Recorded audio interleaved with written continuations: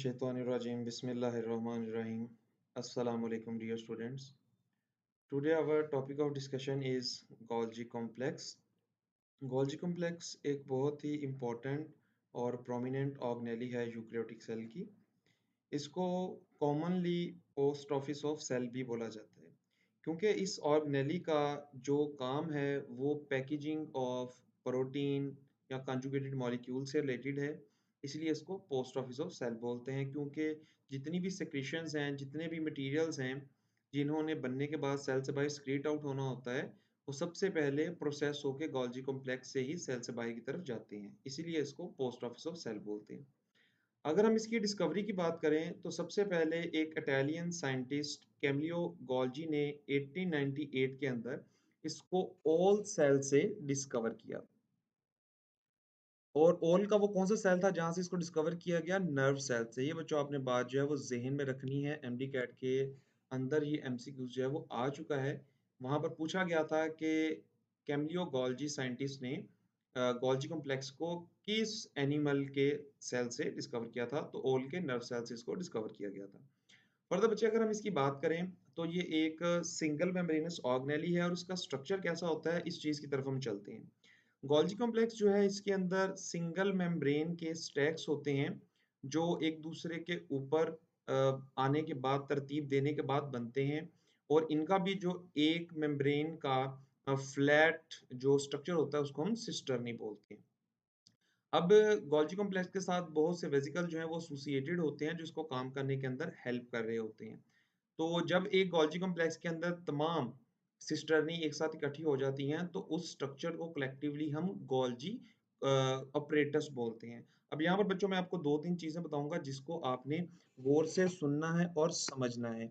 अगर Golgi complex के अंदर हम बात करें सिर्फ एक मेम्ब्रेन के जो है वो पाउच की, तो उस एक मेम्ब्रेन के पाउच को हम बोलते हैं सिस्टर्नी। ये बात पे जरा आपने गौर करना है। एक मेम्ब्रेन का जो पाउच होता है उसको हम बोलते हैं सिस्टर्नी। और अगर ये एक सिस्टर्नी जो है ये आपस में आप मिलती जाए, काफी ज्यादा सिस्टर्नी हो जाए, तो जो भी आपके पास ग्रुप ऑफ सिस्टर्नी बनता है उस ग्रुप ऑफ सिस्टर्नी को बच्चों हम बोलते हैं गोल्जी ऑपरेटस। अच्छा जी, अब ये गोल्जी ऑपरेटस तो हो गया ग्रुप ऑफ सिस्टर्नी। अब इस गोल्जी ऑपरेटस के साथ फिर कुछ वेसिकल्स जो हैं वो एसोसिएटेड होते हैं, मतलब गोल्जी वेसिकल्स इनके साथ जुड़े हुए होते हैं। तो अगर Golgi apparatus plus Golgi vesicles इनको हम देखें कलेक्टिवली क्या बोला जाता है, तो इनको बच्चों कलेक्टिवली हम बोलते हैं गोल्जी कॉम्प्लेक्स। तो ये आपने बात याद रखनी है, ये फिर गोल्जी कॉम्प्लेक्स कहलाएगा। तो यहाँ पर जितने भी बच्चों टर्मिनोलॉजीज यूज की जाती हैं हर टर्मिनोलॉजी का एक अलग मतलब होता है। दोबारा से मैं रिपीट कर देता हूँ। गोल्जी ऑपरेटस के अंदर जो बच्चों मेम्ब्रेन का एक पाउच होता है उसको हम बोलते हैं सिस्टर्नी। अच्छा, अब ये सिस्टर्नी कैसे बनती है? ये भी बड़ी इंटरेस्टिंग चीज होती है। स्मूथ एंडोप्लाज्मिक रेटिकुलम से बच्चे कुछ वेसिकल्स आते हैं, उन वेसिकल्स को हम बोलते हैं ट्रांसपोर्ट वेसिकल।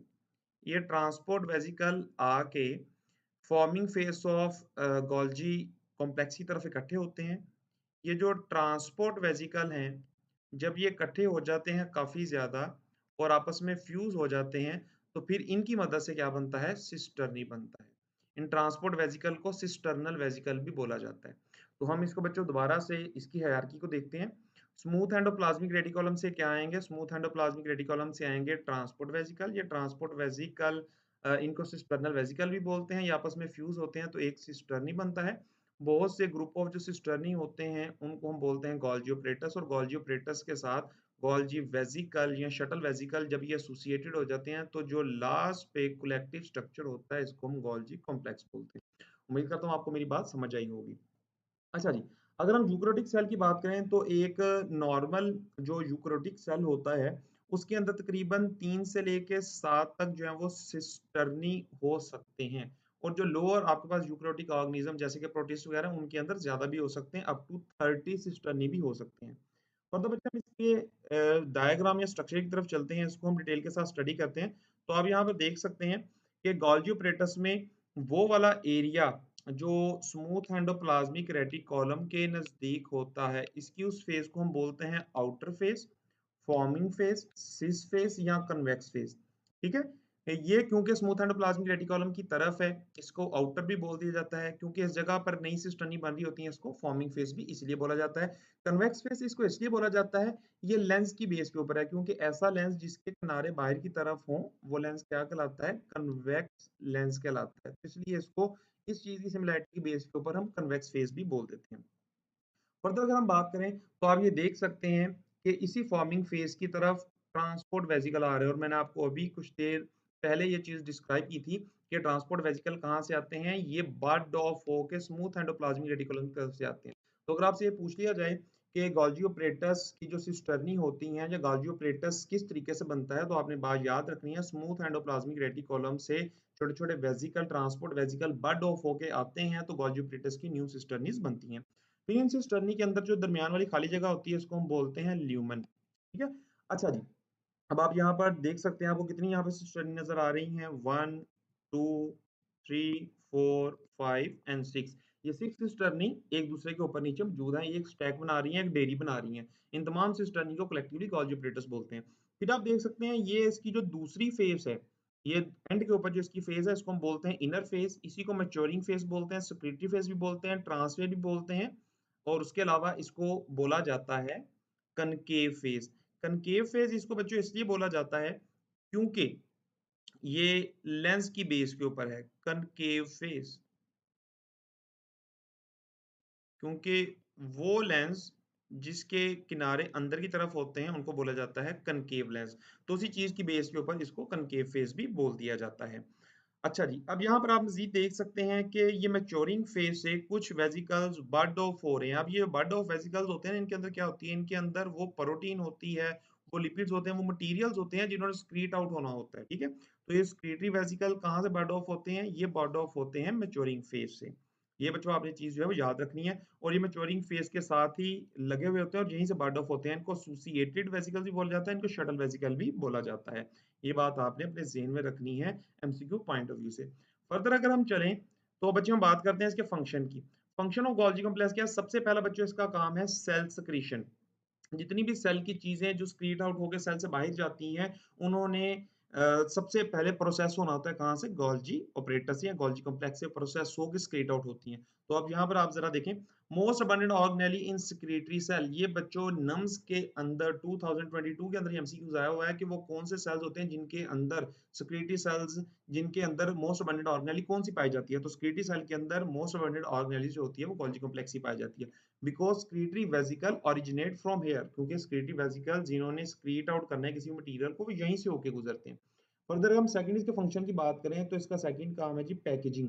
अब पैकेजिंग बच्चों, जितनी भी चीजें यहाँ पर प्रोसेस हुई होती हैं, उन्होंने यहीं से पैक आउट होके एक वेसिकल के अंदर बाहर की तरफ जाना है। The secretion are converted into finished product and packed inside membrane before export. Export होने से पहले वो यहीं पे अपनी फिनिशिंग करते हैं, अपने आप को मॉडिफाई करती हैं, और फिर बाद में पैक होके यहीं से आगे की तरफ जाती हैं।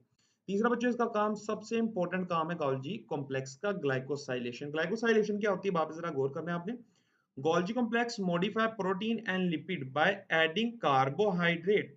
गोल्गी कॉम्प्लेक्स बच्चों क्या करती है? जो प्रोटीन जो कि रफ एंडोप्लाज्मिक रेटिकुलम या एंडोप्लाज्मिक रेटिकुलम से आ रही है वो, और जो लिपिड्स आ रहे हैं स्मूथ एंडोप्लाज्मिक रेटिकुलम की तरफ से, उनके साथ कार्बोहाइड्रेट को मिला के ग्लाइकोप्रोटीन या ग्लाइकोलिपिड बना देती है। इस अमल को हम ग्लाइकोसाइलेशन बोलते हैं, और ये मेन प्रोसेसिंग एक्टिविटी है गोल्गी कॉम्प्लेक्स की। ये बच्चों आपने बात अपने जेहन में रखनी है। फर्दर हम बात करें तो चौथा बच्चों इसका काम है सेल वॉल फॉर्मेशन। तो प्लांट सेल के अंदर बच्चे जो गोल्गी ऑपरेटस होता है, इसको बोला जाता है डिक्टायोसोम। तो आपको पता है जब प्लांट सेल की सेल डिवीजन होती है, तो उसमें कैरियोकाइनेसिस के बाद दूसरा काम होता है साइटोकाइनेसिस। मतलब कैरियोकाइनेसिस मतलब न्यूक्लियस की डिवीजन, साइटोकाइनेसिस मतलब साइटोप्लाज्म की डिवीजन। तो साइटोप्लाज्म की डिवीजन के बिल्कुल एंड के ऊपर प्लांट के गोल्गी ऑपरेटर से छोटे छोटे वेसिकल्स निकलते हैं, और निकलने के बाद प्लांट के सेंटर में आके इकट्ठे हो जाते हैं और एक छोटी सी बॉल बनाते हैं, उसको हम बोलते हैं फ्रेगमोप्लास्ट। यही वो फ्रेगमोप्लास्ट होती है जो फ्यूचर के अंदर डॉटर सेल की क्या बनाएगी? सेल वॉल बनाएगी। तो इसका मतलब यही हुआ कि वो वेसिकल निकले कहाँ से थे? गोल्गी कॉम्प्लेक्स से या डिक्टायोसोम से निकले थे, उनकी वजह से ही फर्दर फिर सेल वॉल बनेगी। तो हम यही कह देते हैं प्लांट सेल के अंदर न्यू सेल वॉल की फॉर्मेशन करना गोल्गी ऑपरेटस का काम है। In plant cell, Golgi operators named as dictyosome are involved in formation of cell wall of new cell। तो बच्चों ये भी बात क्लियर होगी। नेक्स्ट जरा इसका काम देखिए, फॉर्मेशन ऑफ लाइसोसोम। तो बच्चों जो न्यू लाइसोसोम बनता है उसको हम प्राइमरी लाइसोसोम बोलते हैं। तो इसका मतलब प्राइमरी लाइसोसोम जो निकलता है, जो बड ऑफ होता है, वो गोल्गी कॉम्प्लेक्स की मैच्योरिंग फेज से ही निकल के जाता है। फिर वो आगे जाके किसी और वेसिकल के साथ जब फ्यूज करता है तो सेकेंडरी लाइसोसोम बनता है। तो आपने बात याद रखनी है, प्राइमरी लाइसोसोम के ओरिजिनेट या बनने की जगह क्या है, गोल्गी कॉम्प्लेक्स है। Primary lysosomes are originate from secretory phase of Golgi complex. ये गोल्गी कॉम्प्लेक्स की स्क्रीटरी फेज या मैच्योरिंग फेज से ही बन के निकलते हैं।